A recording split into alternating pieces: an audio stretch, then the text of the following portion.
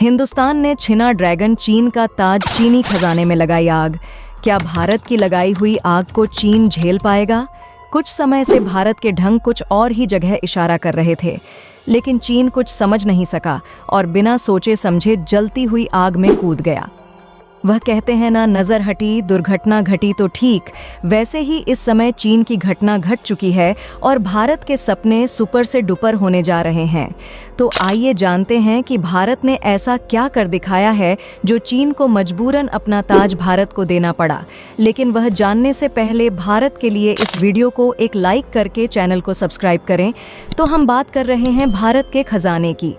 जी हाँ दोस्तों, भारत का जो खजाना है वह पूरी तरह से पागल हो चुका है, क्योंकि इस समय जो रफ्तार है, यानी एग्जाम्पल के लिए अब से 2 हफ्ते पहले भारत का खजाना एक सप्ताह में यानी कि कुछ दिनों में करीबन $6 बिलियन बढ़ा था। उसके बाद जो पिछला हफ्ता गया उसमें भारत का खजाना करीबन $10 बिलियन बढ़ा था। आप मेरा यकीन नहीं मानेंगे कि इस हफ्ते तो कमाल हो चुका है, यानी रिजर्व बैंक ऑफ इंडिया ने अब से कुछ समय पहले रिपोर्ट जारी किया था, जिसमें बताया था कि भारत का खजाना लगातार चौथे हफ्ते करीबन $26.4 बिलियन का जबरदस्त उछाल ले चुका है। और इसी के साथ हमारे खजाने ने सारे के सारे रिकॉर्ड तोड़ डाले हैं, क्योंकि हमारा खजाना टोटल हो चुका है $62.4 बिलियन। और इसी के साथ भारत के फॉरेक्स रिजर्व यानी कि भारत के जाने ने सारे के सारे रिकॉर्ड चकनाचूर कर डाले हैं, सब नष्ट कर दिए हैं। उदाहरण के लिए पिछले 1 महीने में भारत का खजाना करीबन $30 बिलियन बढ़ा है और यह एक रिकॉर्ड है। उदाहरण के लिए बांग्लादेश जैसा देश, जो कि पूरे के पूरे एशिया में एक उभरती हुई अर्थव्यवस्था माना जाता है, उसका टोटल खजाना भी इतना नहीं है जितना हमारा 1 महीने में बढ़ चुका है। और आपको बता दें कि हम सारे रिकॉर्ड तोड़ चुके हैं, सिवाय एक को छोड़कर, वह है ऑल टाइम हाई का रिकॉर्ड। और इसी पर कंफ्यूजन था, इसलिए आरबीआई ने इस पर अब क्लैरिफिकेशन भी दिया है। दरअसल अभी तक जितने भी मीडिया हाउसेस थे और हम सभी लोग यही समझ रहे थे कि भारत को अपना नल टाइम हाई रिकॉर्ड तोड़ने के लिए, यानी कि भारत का जो आज तक खजाना है वह कभी भी $643 बिलियन से ज़्यादा नहीं बढ़ पाया था। और यह हुआ था 2021 में, यानी अब से लगभग 2.5 साल पुरानी बात है। लेकिन आरबीआई ने बताया है कि 2021 में हमारा खजाना 642 या 43 नहीं था, वह था $645 बिलियन, यानी कि भारत को अपने इतिहास में सर्वोच्च स्थान हासिल करने के लिए अब भी करीबन $35 बिलियन खजाने में और जोड़ने होंगे। यानी कि हमारा खजाना $642 बिलियन से बढ़कर जब $645 बिलियन को पार करेगा, हम अपने इतिहास के सर्वोच्च खजाने के स्तर पर होंगे और यह हमारा ऑल टाइम हाई रिकॉर्ड होगा। इसी के साथ आपको यह भी बता दें कि भारत का खजाना पिछले 1 महीने में इतना बड़ा क्यों है। तो देखिए, इसके पीछे सबसे बड़ा कारण बताया जा रहा है फॉरेन इन्वेस्टमेंट। भारत के अंदर जो विदेशी निवेश है वह बम्पर तरीके से बढ़ा है। खास करके जो बड़े फॉरेन इंस्टीट्यूशंस हैं जो इन्वेस्टमेंट करते हैं, उनका इन्वेस्टमेंट भारत में तेजी से बढ़ा है, कई बिलियन डॉलर में आ रहा है और आने वाले समय में यह और बढ़ने के आसार हैं। ऐसे में भारत का खजाना कुछ ही महीनों में 700 बिलियन के पार चला जाए तो आप बिल्कुल भी आश्चर्यचकित मत होना। वैसे आप सभी खबर पर क्या कहना चाहते हैं? आप अपनी राय हमें कमेंट बॉक्स में ज़रूर बताएं। तो चलो बढ़ते हैं हमारी दूसरी खबर की ओर।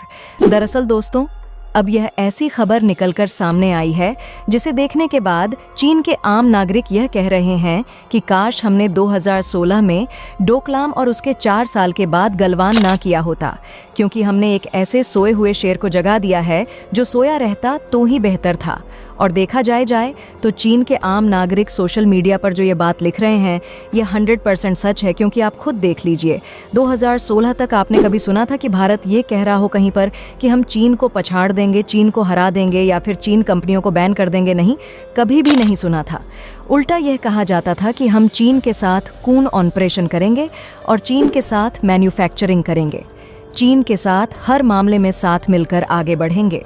लेकिन चीन के राष्ट्रपति शी जिनपिंग ने 2016 में डोकलाम और उसके बाद गलवान करवाकर भारत को यह बात करने पर मजबूर कर दिया कि चीन के साथ कंपटीशन करो, चीन को हर मामले में हराओ बा, हर जगह चीन को धूल चटावटिया डॉलर का FDI यानी कि फॉरेन डायरेक्ट इन्वेस्टमेंट आने जा रहा है।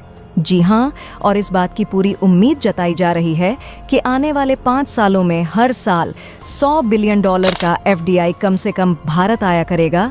जी हाँ, यह $100 बिलियन पर कम से कम है, इससे ज़्यादा ही होगा, इससे कम नहीं होने वाला।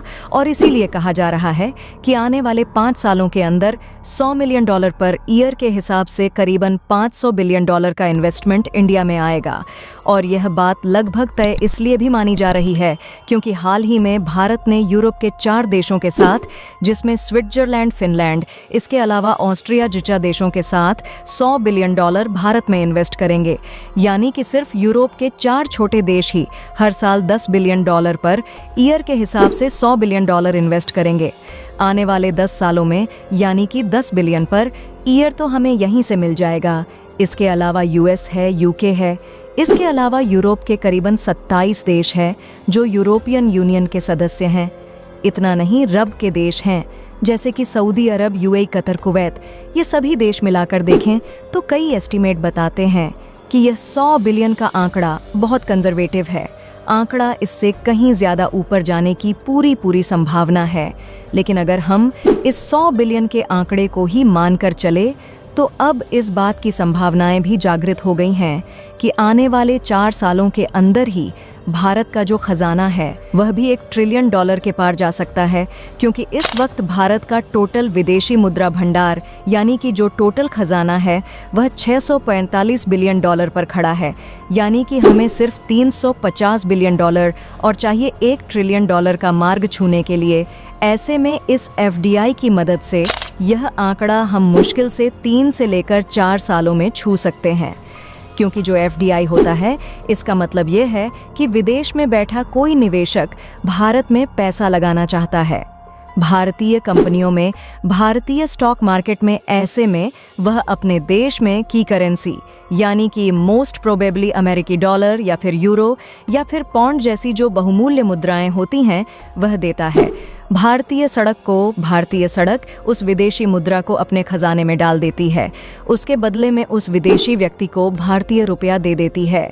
उस भारतीय रुपए को लेकर वह व्यक्ति किसी भी भारतीय कंपनी को दे सकता है या फिर स्टॉक मार्केट में इन्वेस्ट कर सकता है। यानी कि देखा जाए तो FDI से सीधा फायदा मिलता है भारतीय खजाने को। लेकिन आपका सवाल होगा कि भारतीय खजाने को हम $1 ट्रिलियन तक ही क्यों लेकर जाना चाहते हैं? तो इसके पीछे कारण यह है कि जिस दिन भारतीय खजाना $1 ट्रिलियन हो जाएगा उस दिन वह दुनिया का दूसरा सबसे बड़ा खजाना होगा। जी हाँ, इस वक्त सबसे बड़ा विदेशी मुद्रा भंडार चीन के पास है करीबन $3 ट्रिलियन का। हालांकि वह तेजी से घट रहा है, हर महीने वह करीबन 20 से लेकर $25 बिलियन गिर रहा है। तो दोस्तों, आज के लिए बस इतना ही। वैसे आप सभी को यह जानकारी कैसी लगी? अगर अच्छी लगी है तो इस वीडियो को लाइक करें और हमारे इस चैनल को सब्सक्राइब करें और बेल आइकन को ज़रूर से ऑन रखें ताकि हमारी हर आने वाली वीडियो की नोटिफिकेशन आपको समय पर मिलती रहे। तो चलो हम मिलते हैं ऐसी मज़ेदार और इंटरेस्टिंग वीडियो के साथ। तब तक के लिए नमस्कार।